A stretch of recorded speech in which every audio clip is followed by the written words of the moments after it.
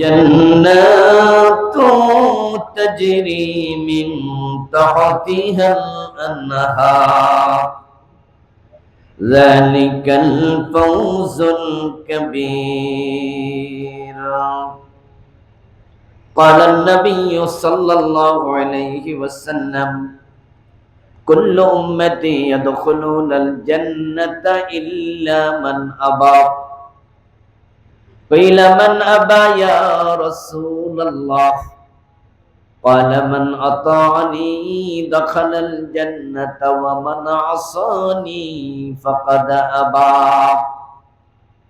أو كما قال النبي عليه الصلاة والسلام. সকলে মেহেরবানি করে দুরূদ শরীফ পড়ুন। আল্লাহুম্মা সাল্লি আলা মুহাম্মাদিন ওয়া আলা আলি মুহাম্মাদ কামা সাল্লাইতা আলা ইব্রাহিম ওয়া আলা আলি ইব্রাহিম ইন্নাকা হামিদুম মাজিদ। আল্লাহুম্মা বারিক আলা মুহাম্মাদ ওয়া আলা আলি মুহাম্মাদ كما باركت على إبراهيم وعلى آل إبراهيم إنك حميد مجيد. ঐতিহ্যবাহী প্রতাপনগর আবু বকর সিদ্দিক ফাজিল মাদ্রাসা কমিটি কর্তৃক আয়োজিত আজকের এই চমৎকার 69তম বার্ষিক তাফসীরুল কোরআন মাহফিলের মুআজ্জাজ মুকাররম সম্মানিত সভাপতি, বিশিষ্ট আলেমে দ্বীন, বিশিষ্ট রাজনৈতিক ব্যক্তিত্ব মুহতারাম মাওলানা নুরুল আফসার মুর্তাজা হাফেজাহুল্লাহ, সম্মানিত প্রধান অতিথি, সাতক্ষীরা ৩ নং সংসদীয় আসনের সম্মানিত সংসদ সদস্য, প্রখ্যাত আলিম,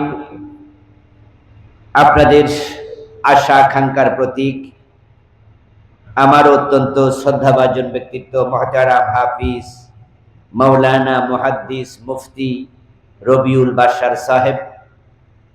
আপনারা জানেন যে সংসদ অধিবেশন চলছে, হয়তো এই সঙ্গত কারণে হুজুর উপস্থিত থাকতে পারেননি।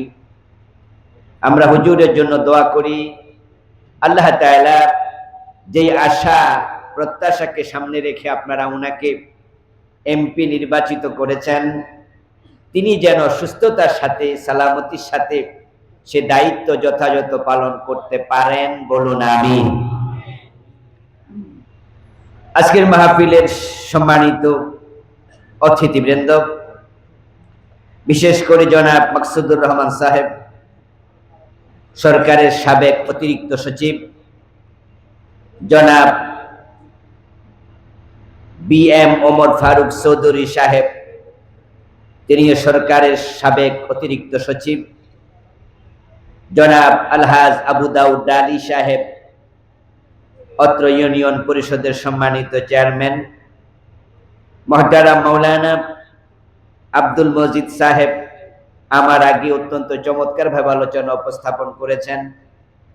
আমার পরে আলোচনা উপস্থাপন করবেন মুহতারাম মাওলানা ইকরামুল হক সাহেব, মুফতি আব্দুল হান্নান সাহেব সহ উপস্থিত অন্যান্য মুহতারাম উলামায়ে কেরাম, বিভিন্ন সামাজিক সংগঠন, রাজনৈতিক সংগঠনের সম্মানিত নেতৃবৃন্দ, ইসলাম প্রিয় তাওহীদি জনতা, পর্দার অন্তরালের সতী সাধবী, সম্মানিতা মা ও বোনেরা, আমার প্রিয় দিনী ভাইয়েরা, কেমন আছেন আপনারা? মাশাআল্লাহ, ভালো আছেন শুনে ভালো লাগলো। আল্লাহ তাআলা আমাদেরকে ভালো রাখুন, সুস্থ রাখুন, যতদিন বাঁচিয়ে রাখবেন সকলকে ঈমানের সাথে রাখুন, বলুন আমিন। আল্লাহ তাআলা লাখো কোটি শুকরিয়া জ্ঞাপন করছি যে মহান মনিব অত্যন্ত মেহেরবানি করে কোরআনের আহ্বানে, কোরআনের এই ময়দানে আমাদেরকে সমবেত হওয়ার তৌফিক দিলেন, আমাদেরকে যিনি সুস্থ রাখলেন, নিরাপদে রাখলেন, আমরা তাকে শুরুতে কৃতজ্ঞতা জানাই, শুকরিয়া জানাই, সবাই মিলে একবার জোরে জোরে কালিমাতুশ শুকর পড়ি, আলহামদুলিল্লাহ। আমার সাথে পড়ুন, রব্বানা লাকাল হামদ হামদান কাসীরা তাইয়্যিবা মুবারাকান ফি, ইয়া রাব্বি লাকাল হামদু কামা ইয়ানবাগি লিজালালি ওয়াজহিক ওয়া আযীমি সুলতানিক, সুবহানাল্লাহি ওয়া বিহামদিহি আদাদা খালকি ওয়া রিদা নাফসি ওয়া জিনাতা আরশি ওয়া মিদাদা কালিমাতি। প্রশংসা করলাম কার? লাভ হলো কার? বান্দা। প্রশংসা করলাম কার? লাভ হলো কার? হ্যাঁ, এটা একবারে ব্যতিক্রম একটি জিনিস।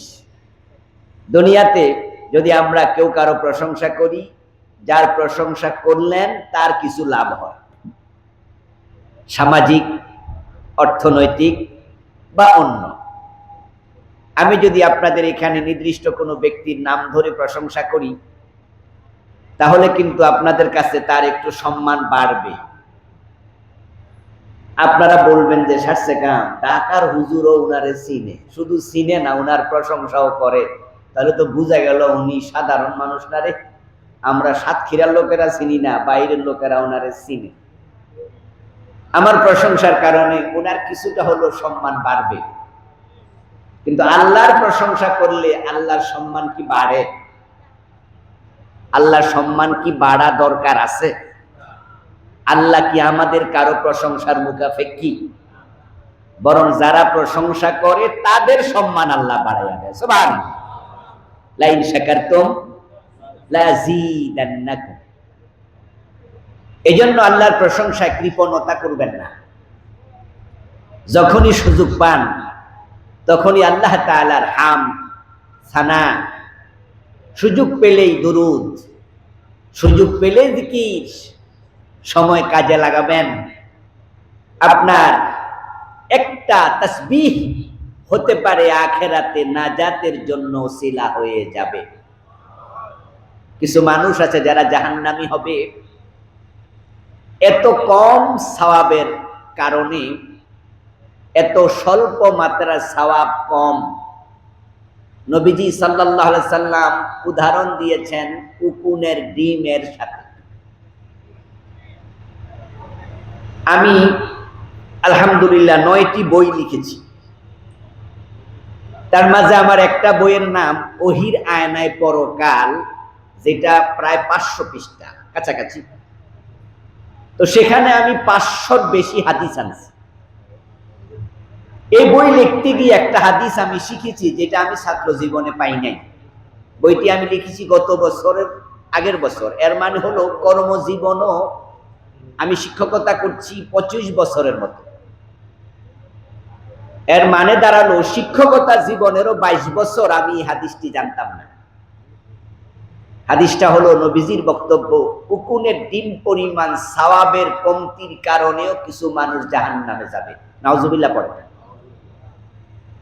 এই হাদিস পড়ে আমি বিস্মিত হলাম যে নবীজি উকুন চিনল কেমনে? তাহলে বোঝা গেল সৌদি আরবে উকুন, কথা বলেন না কিছু, উকুন আছে। আচ্ছা, উকুনের ডিম দেখছেন কয়জনে? উকুন বাংলাদেশে আছে? কি রে কথা বলে না কেন? বাংলাদেশে উকুন আছে? আপনাদের বউয়ের মাথা, মায়ের মাথায়, নিজের মাথাও তো কারো কারো উকুনের ডিম আমরা কয়জনে দেখছি। আমার বন্ধু কিছু উকুন আছে এত ছোট, এগুলো খালি চোখে দেখাই কঠিন। তো উকুন যদি এত ছোট হয়, উকুনের ডিম আরো কত ছোট। নবীজি সাল্লাল্লাহু আলাইহি ওয়াসাল্লাম উদাহরণটা দিলেন, বুঝালেন কিছু মানুষ জাহান্নামী হবে সামান্য সওয়াবের কমতির কারণে। নবীজি বানিয়ে কখনো কোনো কথা বলতেন না। মা ইয়ানতিকু আনিল হাওয়া ইন হুয়া ইল্লা ওয়াহয়ুন ইউহা। উনি যে কথাটা বললেন, উদাহরণটা দিলেন, বোঝা গেল এটাও উনার বানানো উদাহরণটা, এটাও নবীজিকে শিখাইছেন কে? নবীজির কথা ওহী, ওহিয়া গায়রে মাতলু। তাহলে আল্লাহ তাআলা কোন আয়াতের ব্যাখ্যা নবীজিকে এই উদাহরণ শিখালেন? ওই আয়াতটা হলো وَأَمَّا مَنْ خَفَّتْ مَوَازِينُهُ فَأُمُّهُ هَاوِيَةٌ। আল্লাহ যেদিন আমল ওজন করবেন, ওজন করার সময় যার আমলনামা সওয়াব কমতি হবে, তার অবস্থান বাসস্থান হবে জাহান্নাম। আল্লাহ বলেছেন আম শব্দ, খাফফা ইজমালি শব্দ, যার আমল কম সে জাহান্নামী। কি পরিমাণ কম এটা আল্লাহ কোরআনে বলে নাই, নবীজি বলছে উকুনের ডিম পরিমাণ। যে মানুষগুলো এই সামান্য সওয়াবের কমতির কারণে জাহান্নামী হবে, ওই মানুষগুলো হাসরের ময়দানে আফসোস করে বলবে, হায় রে, দুনিয়ায় কত সময় অবসরে কাটাইছি, নষ্ট করেছি। যদি একটাবার সুবহানাল্লাহ আলহামদুলিল্লাহ বেশি পড়তাম, আজকে আমার উকুনের ডিম পরিমাণ সওয়াবের কমতি হতো না এবং আমি জাহান্নামেও যাওয়া লাগতো না। قال رسول الله صلى الله عليه وسلم سبحان الله والحمد لله تملأ الميزان وتملأ ما تملأ الميزان وتملأ ما بين السماء والأرض। নবীজি বলেছেন, যখন আল্লাহর কোন বান্দা একবার সুবহানাল্লাহ পড়বে, একবার আলহামদুলিল্লাহ পড়বে, আকাশ এবং জমিনের মাঝখানে যে ফাঁকা জায়গা, আল্লাহ ওই পরিমাণ সওয়াব সাথে সাথে তার আমলনামার মাঝে লিখে দেন। অথচ ওই জাহান্নামী লোকটার আমলের কমতি ছিল উকুনের ডিম পরিমাণ। সে একবার সুবহানাল্লাহ আলহামদুলিল্লাহ পড়লে আকাশ জমিনের মাঝখানে ফাঁকা জায়গা পরিমাণ সওয়াব পাইতো। আপনাদের কাছে আমার জিজ্ঞাসা, যেদিন বুঝবে যে তার আমলে কমতি আছে, সেদিন কি আর জিকির করার সময় আছে? মরার পরে কোনো আমল চলবে? এজন্য আমি কয়েকবার জিকির করাইয়া নিলাম। তো যারা আমার সাথে ঠোঁট মিলাইছেন তারা সৌভাগ্যবান, আর যারা চুপ করে বসেছিলেন তারা নিজের ক্ষতি করছেন। আল্লাহর জিকির করলে, তাসবিহ করলে, প্রশংসা করলে আপনার লাভ হতো, নিজের লাভ নিজে নষ্ট করছেন। প্রিয় ভাইয়েরা, আসুন আমরা মূল আলোচনায় ফিরে যাই। এটা তাসবিহর ব্যাপারে প্রসঙ্গত একটু বললাম। আর আমাদের আরেকটা সমস্যা আছে, সেটা হলো বাংলাদেশে জিকির নিয়েছে পীর সাহেবেরা, আর যারা পীর সাহেবের মুরিদ হয় না তারা জেহাদ নিয়েছে, অনেকে জিকিরটা নেয়নি। এদেশের মানুষ প্রান্তিক অবস্থানে কেন জানি অবস্থান করতে পছন্দ করে, অথচ ইসলাম কিন্তু প্রান্তিক ধর্ম নয়। ইসলাম হচ্ছে মাঝামাঝি ধর্ম, সিরাতাল মুস্তাকিম। এটা হচ্ছে দ্বীন আল মুতাওয়াসসাত, ওয়া কাযালিকা জাআলনাকুম উম্মাতান ওয়াসাতা বাইনাল ইফরাত ওয়াত তাফরীত। ইসলাম প্রান্তিকতা পছন্দ করে না, কিন্তু আমরা বাংলাদেশের লোকেরা কেন জানি প্রান্তিকতা পছন্দ করি। এজন্য যারা বিভিন্ন পীর সাহেবের মুরিদ, তাদেরকে দেখবেন তারা খুব জিকির করে, কিন্তু তারা জেহাদের আলোচনা কম করে। আবার আমরা যারা আছি পীর সাহেবের মুরিদ না, আমরা দিন কায়েম, জেহাদ এই আলোচনা বেশি করি, কিন্তু আমরা জিকির কেন জানি কম করি। অথচ নবীজির সাহাবাদের মাঝে জিকিরও ছিল, জেহাদও ছিল, তারা সমন্বয় করতেন। মা আয়েশা সিদ্দিকা রাদিয়াল্লাহু তাআলা আনহা নবীজি সাল্লাল্লাহু আলাইহি সাল্লামের জীবনী নিয়ে প্রসঙ্গত আলোচনা করতে গিয়ে বললেন, কানান নবী সাল্লাল্লাহু আলাইহি ওয়াসাল্লাম ইয়াযকুরুল্লাহ আলা কুল্লি আহইয়ানি। মা আয়েশা সিদ্দিকা বলেন যে নবীজির চরিত্র কেমন ছিল শোনো। কানা শব্দ যখন কোন কর্মের আগে, ফেইলের আগে যোগ হয়, বিশেষ করে ফেইলে মুজারি যখন হয়, তখন এটা চলমান অর্থ দেয়, অভ্যাসগত অর্থ দেয়।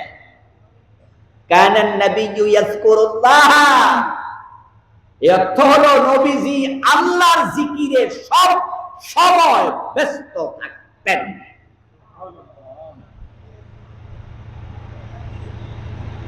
আমরা জানি টয়লেটে জিকির করা জায়েজ নাই। টয়লেটে গেলে আমরা 10 মিনিট, 5 মিনিট, 7 মিনিট থাকি। যাদের পেটের অবস্থা খারাপ তারা 10-15 মিনিটও বয়ে থাকে। আচ্ছা, এই 7 মিনিট 10 মিনিট এখানে কোনো কাম কাজ আসেনি, একটাই তো কাম, পেট খালি করো। এছাড়া সেখানে মুখের কোনো কাম নাই। কেউ যদি টয়লেটে বসে বসে সুবহানাল্লাহ জিকির করে, কাজটা ঠিক হইব? আমি জবাব পাচ্ছি না। জবাব না পাইলে কথা বলে মজা পাই না। জবাব দিয়েন, টয়লেটে জিকির করা যায়? তো নবীজি নিজেও টয়লেটে ওই 5 মিনিট 7 মিনিট জিকির করতেন না। তো মা আয়েশা যে বললো নবীজি সবসময় জিকির করতেন, এজন্য টয়লেট থেকে বের হয়ে নবীজি পড়তেন গফরানাক। টয়লেট থেকে বেরিয়ে কি পড়া লাগে? গফরানাক আলহামদুলিল্লাহিল্লাযী আযহাবা আনিল আযাব ওয়া আফানি। গফরানাক শব্দের অর্থ কি? আল্লাহ তোমার কাছে আমি ক্ষমা চাই। তো নবীজি টয়লেটে গেছে, টয়লেটে যাওয়া কি গুনার কাম নাকি? টয়লেট তো মানুষের স্বভাব, এটা তো অভ্যাসগত ব্যাপার। টয়লেটে গেলে তো কোনো গুনাহ হয় না। তো ক্ষমা চাওয়ার মানে কি? ক্ষমা চাওয়ার হাকিকত হচ্ছে, আল্লাহ এই 5 মিনিটে 3 মিনিট তোমার জিকির করতে পারি নাই, তুমি আমার ক্ষমা করে দিও। প্রান্তিক অবস্থানে যাওয়া যাবে না। এজন্য আমরা যারা ইসলামী আন্দোলনের সাথে আছি, সাফল্যের শর্তাবলী একটা বই আমরা পড়েছি, সেখানে শেখানো আছে সার্বক্ষণিক জিকির। এজন্য আমরা জিকিরটা হাফিজ সাহেবদেরকে দিয়ে দিতে চাই না। আমরা যারা জিহাদের ময়দানে থাকি, আমরাও জিকিরের সাথে থাকতে চাই। আখিরাতের সফলতা জিকিরের সাথে অনেকাংশে জড়িত। আমি জিকির নিয়ে একটা বই লিখেছি, জিকির এবং দোয়া নিয়ে আমার 9টা বইয়ের একটা বই। ওই বইতে নবীর একটি হাদিস নবীজি বলেছেন, আমি লিখেছি, হাসরের ময়দানে আল্লাহর এত বেশি বান্দা জিকিরের মাধ্যমে জান্নাত পাবে, অন্য কোন আমলের মাধ্যমে এত বেশি পরিমাণ জান্নাত পাবে না। জিকরে লিসানি, জিকরে আমলি দুইটাই এখানে শামিল। তাহলে আমরা কি সুবহানাল্লাহ আলহামদুলিল্লাহ বলতে কৃপণতা করব? সুযোগ আসলে সুবহানাল্লাহ, সুযোগ আসলেই আলহামদুলিল্লাহ। যেখানে যেটা বলা দরকার সেখানে এগুলো বলবেন, অভ্যাসে পরিণত করবেন।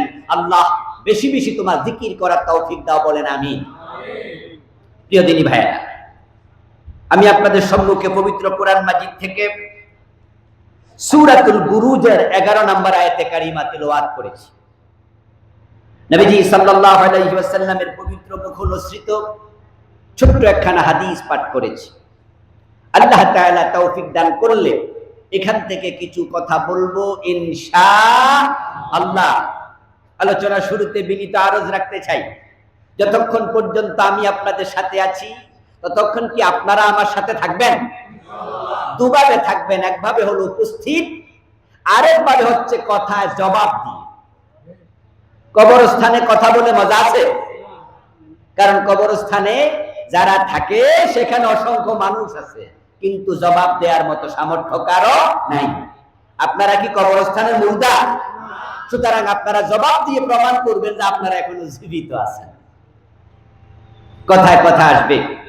সূরাতুল বুরুজের 11 নম্বর আয়াতের প্রতিপাদ্য হচ্ছে, আল্লাহ তাআলা তার কিছু বান্দাকে জান্নাত দিতে চান, এটা আল্লাহ ঘোষণা দিলেন। সুবহানাল্লাহ।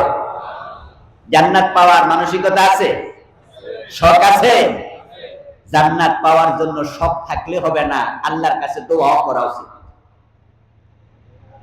কারণ জান্নাত এত দামি জিনিস, এত সম্মানী, এত মূল্যবান জিনিস, এটা আল্লাহ সকলকে দেবেন না।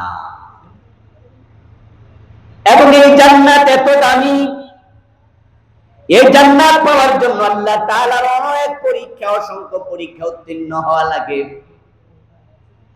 যারা জান্নাত পেতে চায় তাদেরকে আল্লাহ তাআলার পক্ষ থেকে অগণিত পরীক্ষার মাধ্যমে পাস করে জান্নাত পাওয়া লাগবে, চাইলেই হবে না। এই জান্নাত পাওয়ার জন্য পরীক্ষায় পাস করতেই হবে। ওয়ালানাবলুওয়ান্নাকুম বিশাইইম মিনাল খাউফি ওয়াল জু', ونقص من الأموال والأنفس والثمرات وبشر الصابرين আল্লাহ তাআলা বলেন আমি অবশ্যই তোমাদেরকে পরীক্ষা করব আহাসিবান নাস আন ইউতরাকু আন ইয়াকুলু আমান্না ওয়া হুম লা ইফতানুন আল্লাহ তাআলা বলেন মানুষ কি মনে করে ঈমান আনছি বললেই আমি তাদেরকে ছেড়ে দেব জান্নাত দিয়ে দেব তাদের ঈমান আসল না ভেজাল নকল না খাঁটি পরীক্ষা কি করা হবে না এর মানে নিশ্চয় পরীক্ষা করা হবে হাসতে হাসতে পান চিবাইতে চিবাইতে জান্নাত পাওয়া যায় না বড় দামি জিনিস এই জান্নাতের পথে চলতে গিয়ে নবী ইব্রাহিমকে অগ্নিকুণ্ডে পড়তে হয়েছে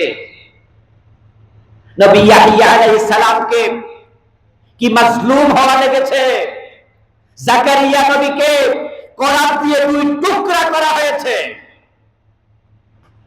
ইউসুফ আলাইহিস সালামকে যুগের মতো সময় জেলখানায় কাটাতে হয়েছে নবী মুহাম্মদ সাল্লাল্লাহু আলাইহি সাল্লামের মতো মহামানব উনাকেও দাঁত দিতে হয়েছে রক্ত দিতে হয়েছে হিজরত করতে হয়েছে আমির হামজা রাদিয়াল্লাহু তাআলা আনহুকে এই জান্নাতের মধ্যে চলতে গিয়ে কলিজা দিতে হয়েছে হযরত বেলালের গলায় রশি লেগে টানানো হয়েছে হযরত ইমাম হোসেনকে কল্লা পর্যন্ত দিতে হয়েছে আর বাংলাদেশেও দেখেছি ইসলামী আন্দোলন নেতাদেরকে শাহাদাতের মঞ্চে যেতে হয়েছে আল্লামা সাইদির মতো একজন ভালো মানুষ মুফাসসির কোরআন দীর্ঘ 13টি বছর জেলখানার অন্ধকার প্রকোষ্ঠে এই আল্লাহর দ্বীনের পথে চলতে গিয়ে পরীক্ষা দিতে হয়েছে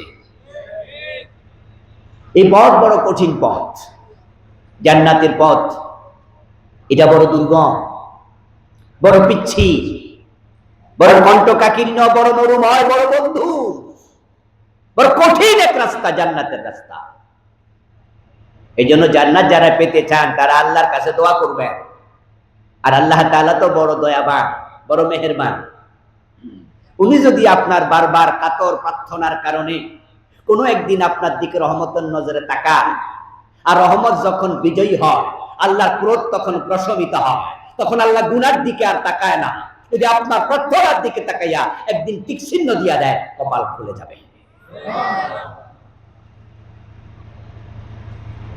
قال النبي صلى الله عليه وسلم من سأل الله الجنة 3 مرات قالت الجنة اللهم ادخله الجنة ومن استعاذ من النار 3 مرات قالت النار اللهم اجره من النار رواه ابن ماجه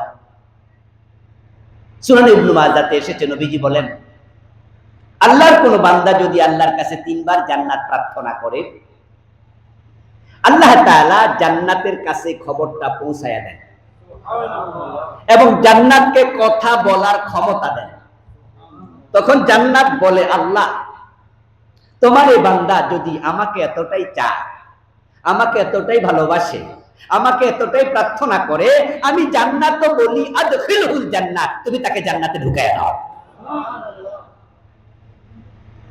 আর যে ব্যক্তি আল্লাহর কাছে 3 বার জাহান্নাম থেকে ফানা চায় আল্লাহুম্মা আজিরনা মিনান নার ওয়া কিনা আযাবান নার যদি সে জাহান্নাম থেকে ফানা চায় আল্লাহ তাআলা মেসেজটা জাহান্নামের কাছে পৌঁছায়া দেন এবং জাহান্নামকে কথা বলার সামর্থ্য দেন জাহান্নাম বলে আল্লাহুম্মা আজিরহু মিনান নার আল্লাহ সে যেহেতু আমার থেকে নিষ্কৃতি চায় পরিত্রাণ চায় ফানা চায় আমি জাহান্নাম তোমার কাছে সুপারিশ করে বলি তুমি তাকে জাহান্নাম থেকে মুক্তি দিয়ে দাও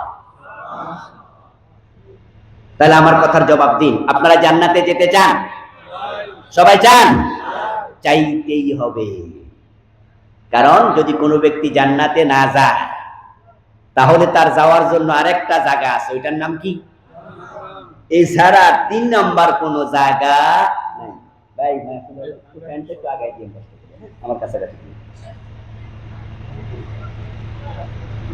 আল্লাহ তাআলা বলেন ফারিকুন ফিল জান্নাহ ওয়া ফারীকুন ফিস সাঈদ, দুনিয়ার মানুষেরা শোনো, তাম পৃথিবীর সব মানুষগুলো দুই দলে বিভক্ত, তৃতীয় কোনো দল নাই, দুইটা রাস্তা, দুইটা পথ, দুইটা জায়গা।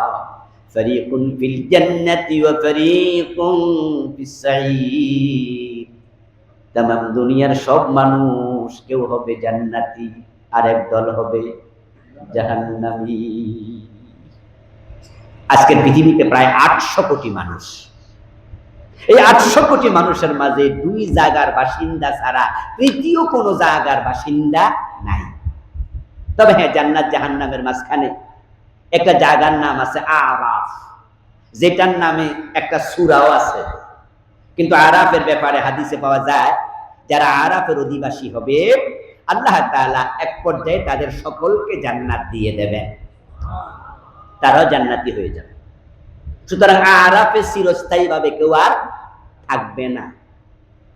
এখন আপনারা জান্নাতে যেতে চান, প্রশ্ন করলাম, বললেন হ্যাঁ।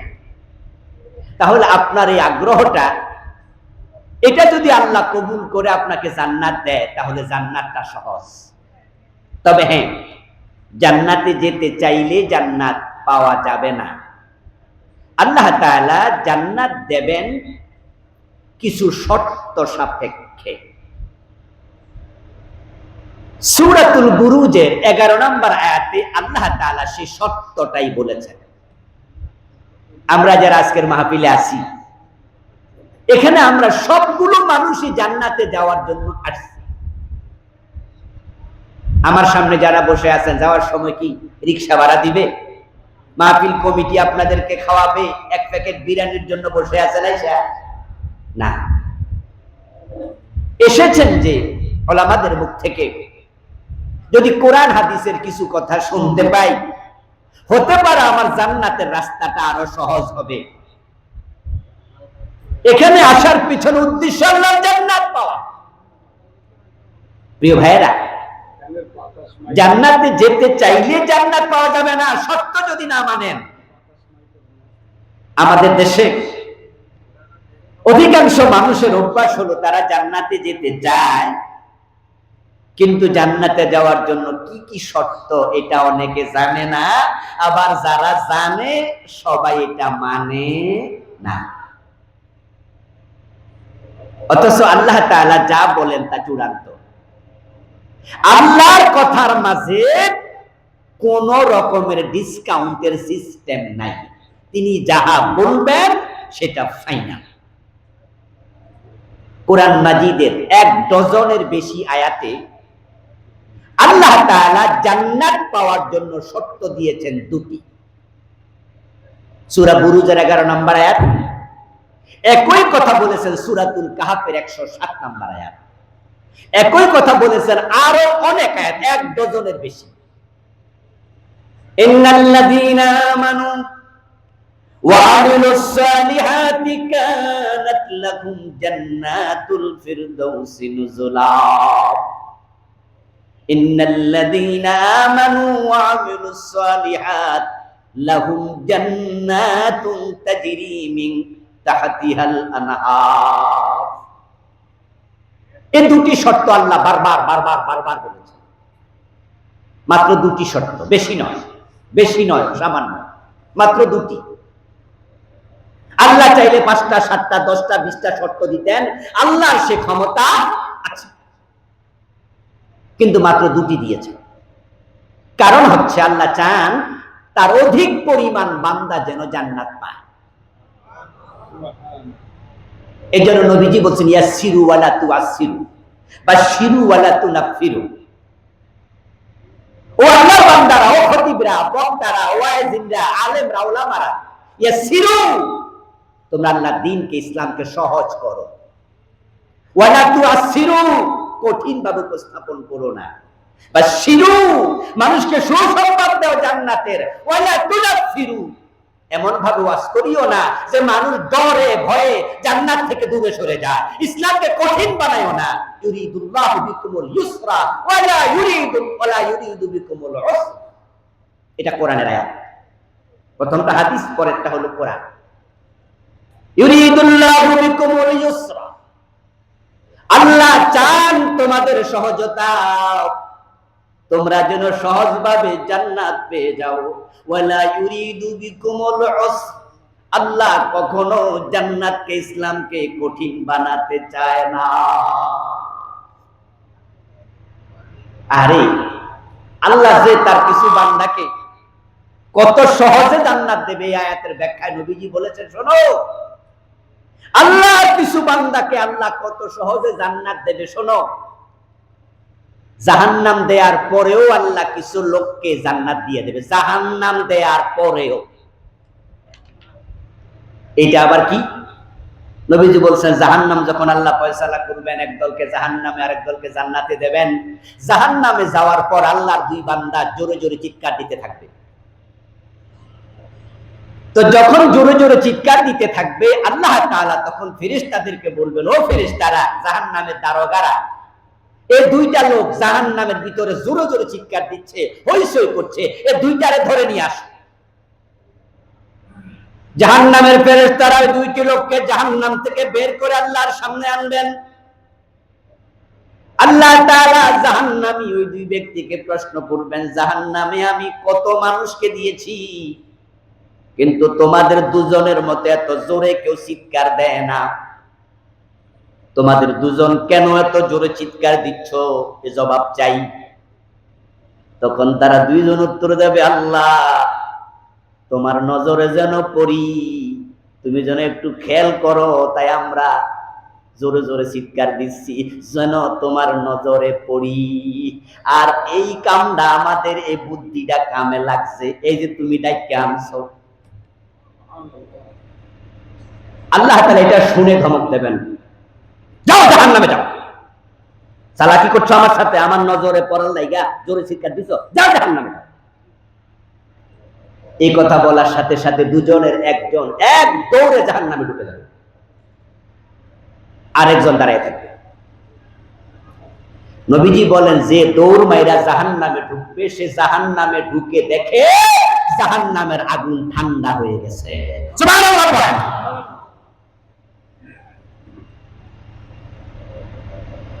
আল্লাহ তাআলা যে দাঁড়ায় আছে তাকে জিজ্ঞাসা করতেছে, এই তোমাকে বলছি না জাহান্নামে যাইতে, দাঁড়ায় রইলা কেন? আর যে দৌড় মাইরা জাহান্নামে ঢুকছে তাকে আবার ডেকে আনবে, ডেকে আনে জিজ্ঞাসা করবে, এই বেটা, জাহান্নাম কত খারাপ জায়গা, জাহান্নামে ঢোকো বলার সাথে সাথে দৌড় মাইরা জাহান্নামে চলে গেলা, তুমি কি জাহান্নামকে ভয় পাও না? দৌড় মারলা কেন? যে দাঁড়ায় রয়েছে দাঁড়িয়ে জিগা দাঁড়ায় রইলা কেন? আর যে দৌড় মারছে গেছে হেরে জিগা দৌড় মারলা কেন? যে দাঁড়িয়ে আছে সে বলতেছে, আল্লাহ আমি দাঁড়ায় দাঁড়ায় ভাবতেছি, যেই আল্লাহ রহমান, যিনি রাহিম, যিনি গফুর, যিনি গফফার, জাহান্নাম থেকে বাইর কইরা আমারে আবার জাহান্নামে দিয়া উনার লাভটা,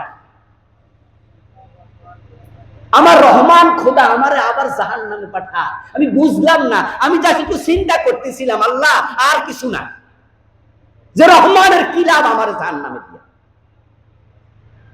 যে আল্লাহ আমার ডাইকা জাহান্নাম থেকে বের করে আনছে, হে আবার দেখেন তার লাভটা কি? আর যে দৌড় মাইরা ঢুকছিল সে জবাব দেয়, আল্লাহ দুনিয়ায় তোমার কথাবার্তা ভালো করে শুনি নাই, না শোনার কারণে তুমি জাহান্নামে দিছো, এখন যদি আবার দৌড় না মারি তাহলে কোন জায়গায় দাও? হে দৌড়ে দৌড় মারছে। আল্লাহ তাআলা দুজনের উত্তরে খুশি হবেন, বলবেন, তুমি গফফারকে, রহমানকে এতভাবে বিশ্বাস করো, যাও তোমারে মাফ করে দিলাম, আর তুমি আমারে ভয় পাইছো, দৌড় মারছো, এই জন্য তোমারেও মাফ করে দিলাম, দুইজন জান্নাতে ঢুকে যাও।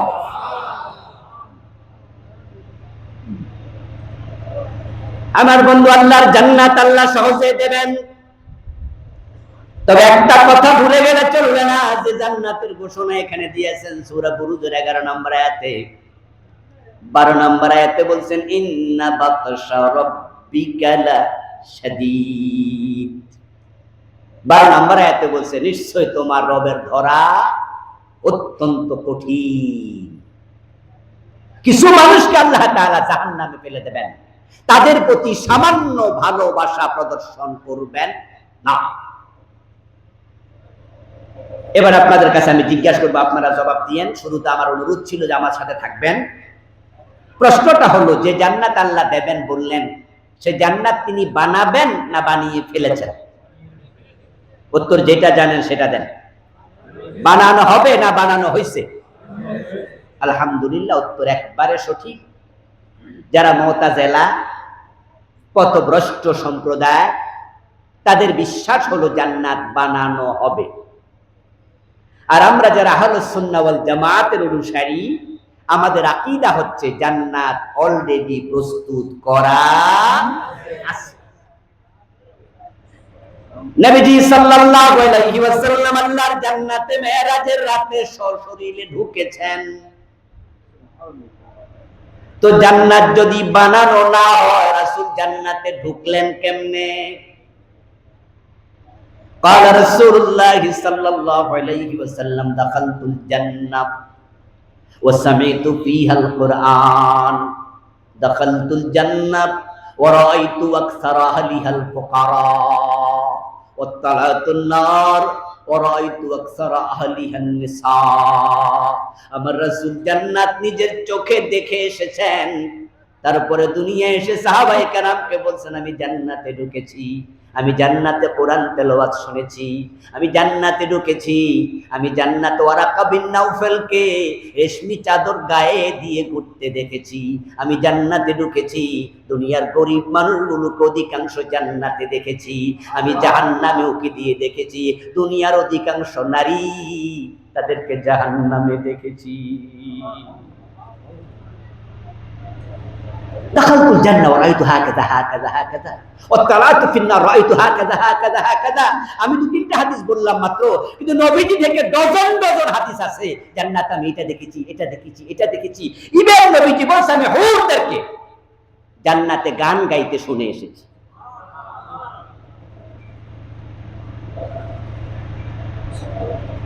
নাহনুল খালিদাতু ফালা নামুতু নাহনুন নাইমাতু ফালা নাবাসু নাহনুর রাদিয়াতু ফালা নাসখাতু তুবা লিমান কানা লানা ওয়া কুননা লাহু।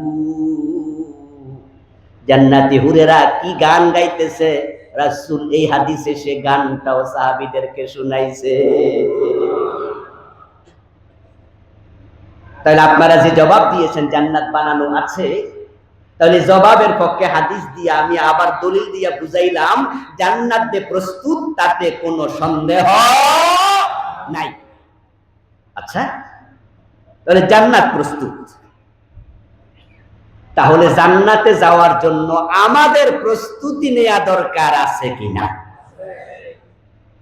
এখন এই প্রস্তুতিতে বেশি সমস্যা, এখানে দারুণ সমস্যা। আমি যদি এখন প্রশ্ন করি জান্নাতে কে কে যেতে চান, হাত তোলা দেবে না এমন একজনও আমরা পাবো না। সবাই আমরা হাত তুলে বলবো জান্নাতে যেতে চাই। অথচ সুদে টাকা লাগাইছে এমন লোক কি এখানে 2-4 জন নাই? এবারে হাত তুলে লাভটা কি?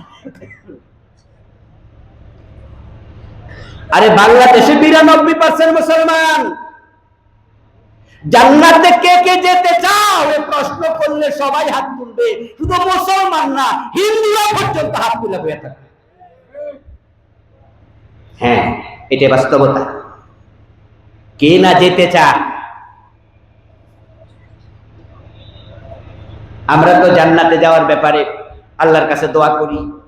আবার আপনার কেউ যদি প্রশ্ন করে, হুজুর তাইলে এই যে আপনি এত ওয়াজ করে লাইলেন, বুঝা গেল আমনে মনে হয় জান্নাতি, আমিও বলবো ভাই কোন কি আল্লাহ না জানে। বাংলাদেশের বর্তমানে সবচেয়ে বড় পীর সাহেবের কাছে যাই যদি আপনি উনারে জিজ্ঞাসা করেন, হুজুর আপনি তো জান্নাতি, উনিও বলবো আল্লাহ জানে। কিন্তু হিন্দু মিয়ার দোকানে গিয়া দেখবেন যে মরা বাবার ছবিটা নাইয়া সুন্দর করে লেখা রাখছে স্বর্গীয় দুলাল চন্দ্র দাস। এর মানে বেটা স্বর্গে যাইব না, অলরেডি গেছে গা। স্বর্গীয় অমক, স্বর্গীয় তমক এমন লেখা কি আপনাদের চোখে পড়ে না? স্বর্গীয় মানে কি স্বর্গে যাবে না গেছে? আমরা জান্নাতে যাব, আর ওরা অলরেডি। আপনার মরা বাবা, আপনার মরা দাদার নামের আগে জান্নাতি লিখতে আপনি সাহস করবেন না, কারণ লিখলে এটা সীমা লঙ্ঘন হবে। আপনি জানেন না আপনার দাদা জান্নাতি কিনা, কিন্তু হিন্দু মিয়া বাবার নামের আগে স্বর্গীয় লেখে, কারণ তাদের ধারণা মূল্যে স্বর্গ এত মাগনা বুঝি। স্বর্গ আর জান্নাত জায়গা কি দুইটা? জায়গা কিন্তু একটা, নাম দুটি। কেউ বলে চোখ, কেউ বলে নয়ন, কেউ বলে আখি, কেউ বলে বেহেশত, এটা হচ্ছে ফার্সি। কেউ বলে জান্নাত, এটা হলো আরবি। কেউ বলে বাগান, এটা হচ্ছে বাংলা। কেউ বলে কি হেভেন, হেভেনটা হলো ইংরেজি। আর সংস্কৃতি শব্দ স্বর্গ, আরবিতে জান্নাত, ফার্সিতে বেহেশত, বাংলায় বাগান, ইংরেজিতে হেভেন, সংস্কৃতি স্বর্গ। আবু বকর জান্নাতি, হযরত ওমর বেহেশতি, দুইজন কি দুই দেশে? শব্দের পার্থক্য। কেউ বলে লাউ, কেউ বলে কধু, কেউ বলে বউ, কেউ বলে বধূ, কেউ বলে আনন্দ, কেউ বলে ফুর্তি। ওরা বলেছিল ভাস্কর্য, আমরা আলেমরা বলেছি এটাই হলো মুক্তি। মনে আছে? এই মুক্তি নিয়ে তো কত ঝগড়া। যখন শেখ মুজিবের বড় বড় মূর্তি বাংলাদেশে বসাচ্ছিল, বিভিন্ন নেতাদের ফুর্তি বসাইয়া বাংলাদেশটাকে মূর্তির রাষ্ট্রে তারা পরিণত করতে চেয়েছিল, আলেম ওলামারা বলেছে মূর্তি বানায়ও না, এটা শিরক, এটা হারাম, এটা নাজায়েজ, কেন করো? আমাদের মামুনুল হক ভাই যখন ঢাকা শহরের যাত্রাবাড়ির পাশে সবচেয়ে বড় মূর্তিটা বসাবে, বিশাল জায়গা করেছে চৌরাস্তার মোড়ে, তখন তিনি বলেছিলেন যদি এখানে শেখ মুজিবের মূর্তি বসাও বুড়িগঙ্গায় ফেলাবো। লাগছে আগুন। পরে উনারে তো ষড়যন্ত্র করে নিজের বউ দিয়া দর্শনের মামলা দিয়া জেল খাটাই। আমরা যখন মূর্তির বিরুদ্ধে কথা বলেছি, জালেমগুলো তখন বলছে হুজুররা বোঝে না, আমরা মূর্তি বানাই না, আমরা ভাস্কর্য বানাই। মূর্খকে হাইকোর্ট দেখা। মূর্তির হাত আছে, ভাস্কর্যের হাত নাই। মূর্তির নাক আছে, ভাস্কর্যের নাক নাই। মূর্তির পা আছে, ভাস্কর্যের পা নাই। জিনিসটা একটাই। আমাদের কথা তো শুনে নাই, না শুনে কাটতারামি করছে, কইরা মূর্তি বানাইছে, রেজাল্টটাও দেখছে। ওই মূর্তির মাথায় উঠে বিজয়ের পর, জুলাইয়ের আন্দোলনের পর কেউ প্রস্রাব পর্যন্ত করেছে। সীমালঙ্ঘন কখনো ভালো না। আমরা জান্নাতে যেতে চাই, সবাই যেতে চাই, অথচ 5 ওয়াক্ত নামাজ পড়ে না। এই যে রমাদান গেল, রমাদানে 30 রোজা ছিল, এবার 20টা রাখছে, 10টা রাখে নাই, 10টা রাখছে, 20টা রাখে নাই। আবার আল্লাহর এমন কিছু বান্দা আছে 30টা রোজার একটাও রাখে নাই। গাঁজা টানে বিড়ি খায়, গাঁজা টানে বিড়ি খায়, জুমাটা পর্যন্ত পড়ে না, এমন লোক বাংলাদেশে নাই। আপনি ওরে জিজ্ঞাসা করবেন, ভাই জুমা পর্যন্ত পড়ো না, বেহেশতে কি যাইবা না? কি শুরু করলা, নামাজ কালাম কিছু পড়ো না? দেখবেন যে বলবে বেহেশতে যাবো না। এটা কি প্রশ্ন করলেন? বেহেশতে তো যাবই।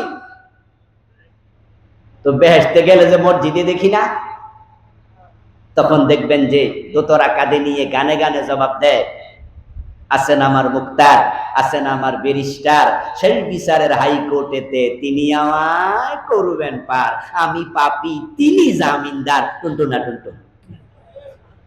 এই জাতীয় গান বাংলাদেশে নাই, গাওয়ার গায়ক নাই, এ গানে বিশ্বাস করে এমন বিশ্বাসী নাই।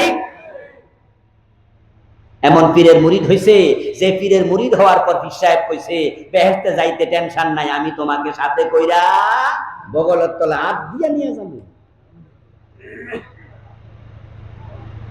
এজন্য উনারা নামাজ কালাম পড়ে না, আল্লাহর সিজদা না দিয়া পীরের পায়ে সিজদা দিচ্ছে, এমন মুরিদ আছে কিনা?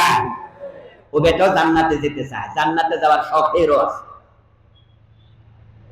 দোস্ত আমি বলেছি আল্লাহর কথা চূড়ান্ত। তিনি জান্নাতে যাওয়ার জন্য 2টি শর্ত দিয়েছেন। এ 2 মানে 2, এখানে ডিসকাউন্ট খুঁজবেন না। 1.5 হয় না, 2 মানে 1.5 হয় না, 2 মানে 1 হয় না, 2 মানে 2। ইন্নাল্লাযীনা আমানু ওয়া আমিলুস সালিহাতি লাহুম জান্নাত।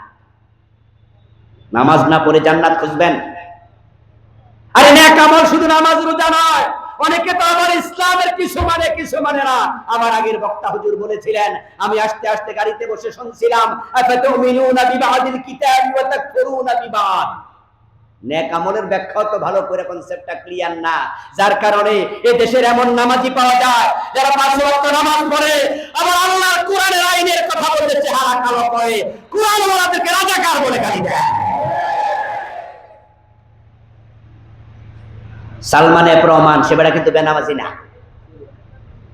দরবেশ বাবা নাম শুনছেন? বোঝানোর জন্য বলছি, উনার সাথে আমার পার্সোনাল কোনো ঝগড়া নাই। Example is the better than advice. Salman F Rahman প্রতি রমজানে 2-3 বার কোরআন খতম দিত। তাকে কোরআন যিনি পড়াতেন, আলিফ বা তা স শিখিয়েছেন, তিনিও আমার পরিচিত। সালমান এফ রহমান নিজে একটি প্রোগ্রামে, আলেমদের প্রোগ্রামে বলেছেন যে আমরা কোরআন এবং সহিহ সুন্নাহ ফলো করি, কোরআনে বেশি ভুল নাই, অল্প অল্প আছে। এই উনারে বক্তৃতা শুনেন না আপনারা? সোশ্যাল মিডিয়া দেখেছেন, তা নিয়ে অনেক হইচই হয়েছে।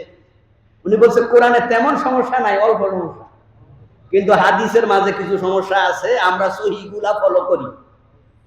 আর সামনের লোকেরা তো নারে তাকবীর জিন্দাবাদ, যারা ওনারা দাওয়াত দেয়া দিয়েছে, কয় যে এই যে সহিহ ইসলাম ওয়ালা পাইয়া গেছি, অথচ তার দলের আদর্শ ধর্ম নিরপেক্ষ কতবার। উনারা ধর্ম নিরপেক্ষতা মাইনা কিভাবে কোরআন মানে, কিভাবে সহিহ সুন্নাহ মানে। এবং এই দেশে এই লোকেরা, এই মতবাদের লোকেরা 500-র উপরে মডেল মসজিদ বানাইয়া আমাদেরকে বলে আমরা ইসলাম বিরোধী না, আমরা মসজিদ বানাই। আমরা এখানে বাংলাদেশে সব জায়গায় ইসলামী ফাউন্ডেশন আমাদের নেতা বানাইছে, আমরা ইসলামের পক্ষে। হ্যাঁ, তোমরা ইসলামের আংশিক পক্ষে, আংশিক বিপক্ষে। যারা পূর্ণাঙ্গ ইসলাম মানে না, তারা মুমিন হতে পারে না। আফাতুমিনুনা বিবাদিল কিতাব ওয়া তাকফুরুনা বিবাদ। 500 মডেল মসজিদ তোমরা বানাইছো, কথা সত্য, কিন্তু মসজিদে আবার যারা কোরআনের তাফসীর করবে, কোরআন বুঝাবে, ওদেরকে ধরে ধরে জেলে ঢুকাইছো। গত 17 বছরে এই দেশে কোরআনের আইনের পক্ষে, ইসলামের পক্ষে সত্য করে কথা বলেছে, মাথা তুলে কথা বলেছে, শক্ত করে কথা বলেছে এমন লোক যারাই ছিল, তারা জামাত ইসলাম আর নেজাম ইসলাম, হেফাজত ইসলাম আর অন্য ইসলাম কারোরে ছাড় দেয় নাই, ধরে ধরে অনেককে জেলে ঢুকাইছে। হেফাজত ইসলামের যে দাবি ছিল, 5ই মে শাপলা চত্বরে যে বিশাল মেচাকার ঘটালো, ওই হেফাজত ইসলাম তো রাজনৈতিক দল নয়।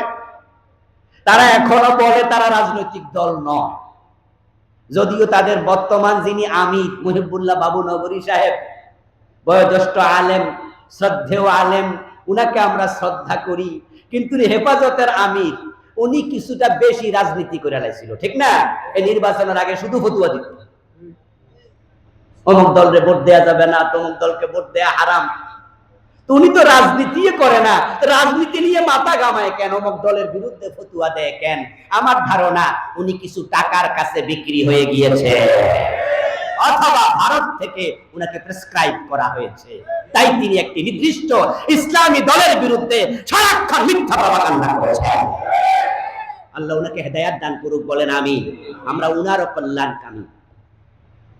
কিন্তু হেফাজত ইসলাম নামে যে সংগঠনটা আছে, ওটা রাজনৈতিক সংগঠন। তাহলে 5ই মে শাপলা চত্বরে তাদেরকে কেন গুলি করা হলো?